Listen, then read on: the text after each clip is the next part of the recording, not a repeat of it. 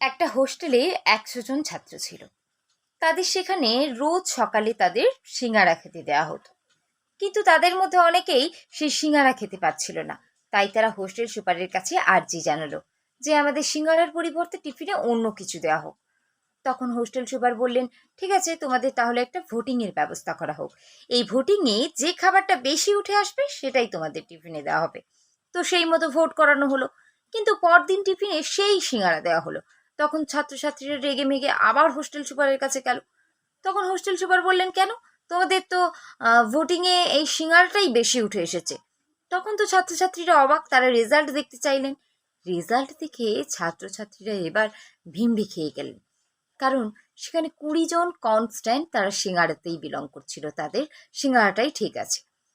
এবার 18 জন চাইছে ডালফুরি খেতে, 15 জন চাইছে মুড়ি ঘুগনি খেতে, 13 জন চাইছে ভেজ রোল খেতে। এইভাবে বিভিন্ন জন বিভিন্ন খাবারের আর্জি জানিয়েছে। তো সেখানে 20 জন সিঙ্গারা খেতে চাইছে, সেটাই বেশি প্রাধান্য পেল। কারণ 20 জন সংখ্যালঘু হওয়া সত্ত্বেও, এদিকে 80 জন সংখ্যাগরিষ্ঠ থাকা সত্ত্বেও তারা প্রাধান্য পেল না, কারণ তাদের মধ্যে কোনো মিল নেই, কোনো একতা নেই। তারা যে যার মতন বলেছে, যার কারণে সংখ্যালঘু হওয়া সত্ত্বেও 20 জনটাই বেশি প্রাধান্য পেল। অতএব বন্ধুরা, গল্পটার থেকে কি বুঝতে পারলে? সবসময় সংখ্যাগরিষ্ঠতা থাকলেই যে জয় হবে এমনটা কিন্তু নয়। নিজেদের মধ্যে একতা থাকতে হবে, মিল থাকতে হবে।